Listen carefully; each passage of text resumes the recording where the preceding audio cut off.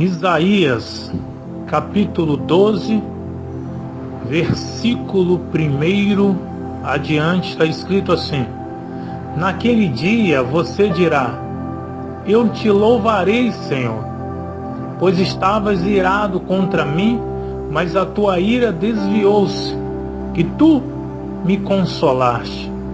Deus é a minha salvação, terei confiança e não temerei. O Senhor, sim, o Senhor é a minha força e o meu cântico. Ele é a minha salvação.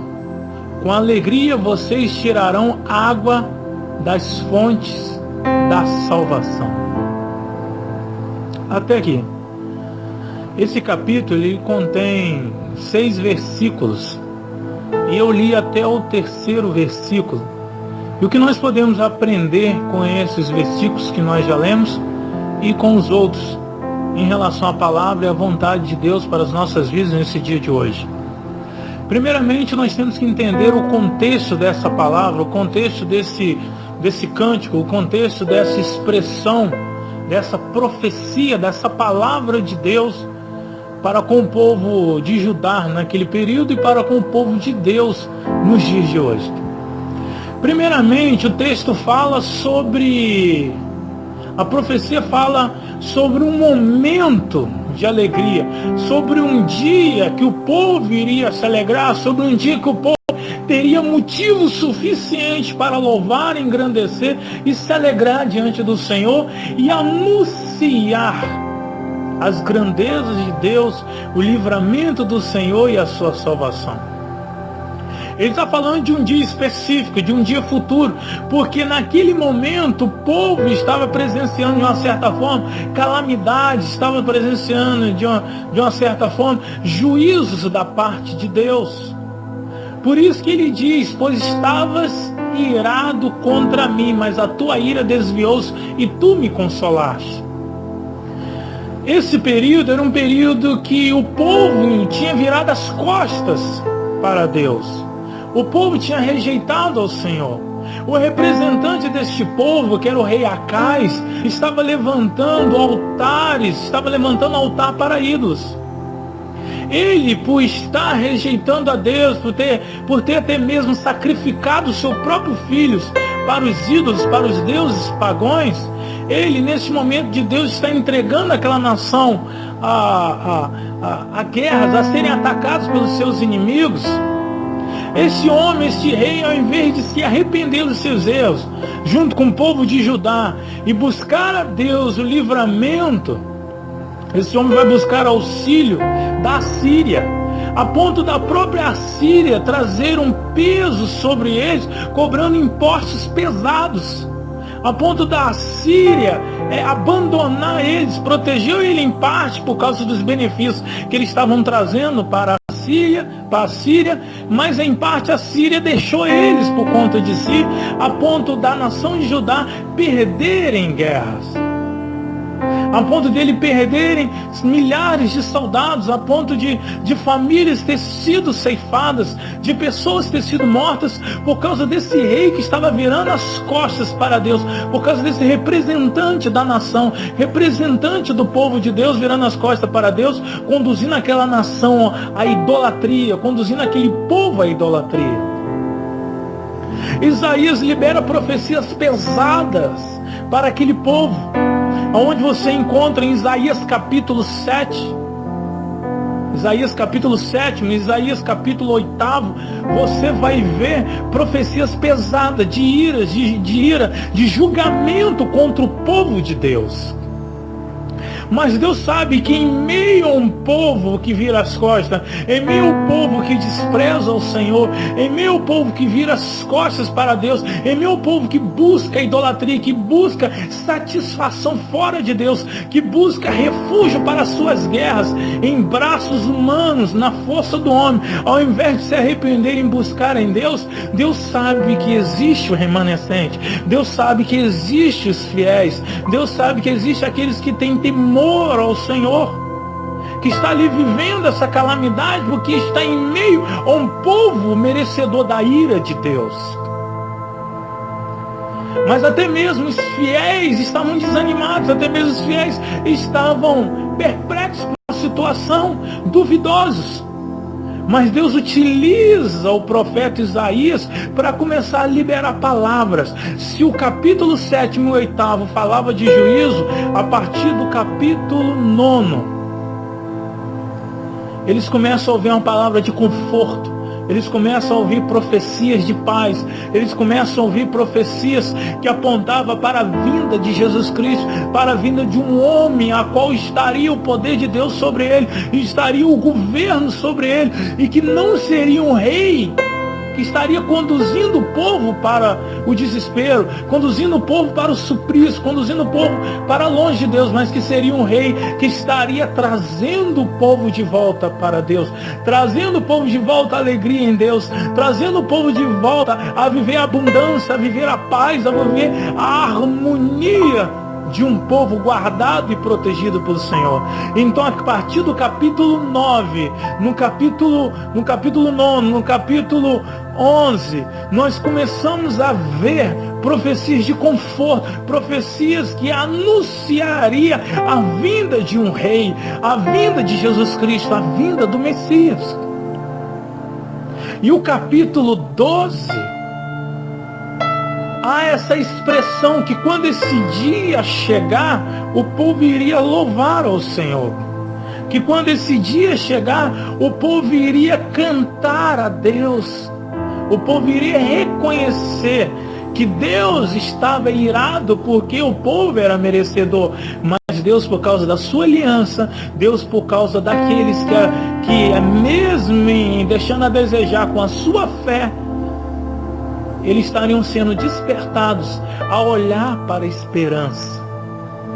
Não devemos olhar para Deus somente no sentido de um Deus irado, porque a ira de Deus, a justa ira de Deus, ela é justa para aqueles que são merecedores dessa ira. Mas Deus sabe que há oportunidade dos remanescentes, há oportunidade de alguns se arrependerem e viverem o consolo do Senhor. E aqui diz no verso 1, naquele dia você dirá, naquele dia você fiel, naquele dia você que se arrependeu, você que se quebrantou, você que abandonou o pecado, você que abandonou ídolos, você que abandonou as criações, os refúgios humanos para se ver livre das guerras nesta terra, você irá louvar ao Senhor por reconhecer que a ira de Deus se retirou sobre a tua vida.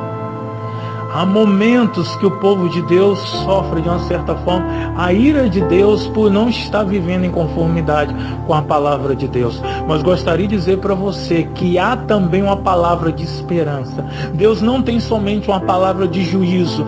Deus também tem uma palavra de esperança, uma palavra de paz, uma palavra de consolo. E a Bíblia diz que Deus está virado, mas haveria um dia que eles iriam dizer que Deus desviou sua ira e trouxe sobre nós o seu consolo. Nós merecíamos a ira de Deus, mas por causa de Jesus Cristo, por causa do dia que Jesus Cristo veio, andou sobre essa terra, falou das palavras dos céus, o caminho que nos conduz ao perdão, o caminho que nos conduz ao arrependimento, o caminho que nos conduz à salvação, ao livramento. Ele veio nos mostrar que através de Jesus Cristo nós temos a salvação. Que através de Jesus Cristo nós temos o consolo, nós temos o livramento, nós temos aquilo que não merecemos, que é a graça, a misericórdia. Pois o que merecemos por causa dos nossos crimes, dos nossos pecados, é o juízo de Deus. Mas em Cristo nós temos a salvação. Versículo 2 nos diz, Deus é minha salvação, terei confiança e não temerei. O Senhor sim, o Senhor é minha força, o meu cântico, Ele é minha salvação. É claro que no sentido terreno está falando de uma salvação, de um livramento da opressão dos povos que estavam oprimindo o povo de Judá, porque viraram as costas para Deus e Deus deixou eles serem entregues aos seus próprios inimigos. O reino de Israel, o reino das 10 tribos Porque esse rei, o povo de Deus estava dividido em 2 reinos. O reino das 10 tribos, que já tinham virado as costas para Deus há um bom tempo, se viraram contra Judá. O reino das 2 tribos. E Síria, junto com o reino das 10 tribos, se viraram contra Judá, subjugaram eles, venceram eles perderam batalhas, perderam pessoas. Mas Deus tinha uma palavra de conforto, Deus tinha uma palavra de paz, uma palavra de restauração. E no versículo 2 diz: Deus é minha salvação, Deus é o meu livramento, tanto das opressões terrenas, quanto do livramento espiritual, do perdão dos meus pecados, do livramento que nós temos em Deus. E no versículo 3 diz: com alegria vocês tirarão água das fontes da salvação. Naquele dia vocês dirão: louve o Senhor, invoquem o seu nome, anunciem entre as nações seus feitos e façam-nos saber que o seu nome é exaltado. Cantem louvores ao Senhor, pois eles têm feito coisas grandes, coisas gloriosas, sejam elas conhecidas em todo o mundo. É momento de nós reconhecermos o livramento que Deus nos deu e começar a cantar, e começar a se alegrar, e começar a proclamar as maravilhas, o perdão, a salvação do Senhor, as coisas que Ele fez e as coisas que Ele faz. Revelar a misericórdia, revelar que Deus perdoa, revelar que Deus restaura, revelar que Deus transforma a vida. Pare de olhar para os seus pecados, arrependa-se dele, volte para a misericórdia de Deus, para que um dia, esse dia já chegou, é agora, aconteceu lá na cruz do Calvário e continua acontecendo até os dias de hoje. Um dia que nós podemos anunciar as grandezas de Deus, pois Ele não deu aquilo que eu mereço, e sim aquilo que eu não mereço, a sua misericórdia, a sua graça. No versículo 3 nos diz: com alegria vocês tirarão água das fontes da salvação. É com alegria que nós reconhecemos o tamanho perdão que nos é oferecido. É com alegria que nós reconhecemos que em Jesus Cristo podemos beber das fontes da salvação. Que em Jesus Cristo que em Jesus Cristo que há um fluir contínuo do meu interior, dos rios de água viva. É que em Jesus Cristo que nós temos o Espírito Santo, a qual bebemos dia após dia da salvação do Senhor. Se alegre, pois a fonte ainda está jorrando de uma maneira grandiosa, maravilhosa. Mas haverá um momento que essa fonte será cortada. E aí sim, será um dia definitivo de juízo. Mas por enquanto Deus está dizendo para você: meu filho, arrependa-se, pois o que eu quero oferecer para a tua vida é alegria em minha salvação, não a tristeza pelo meu juízo. Arrependa-se, abandone seus ídolos e volte para Deus.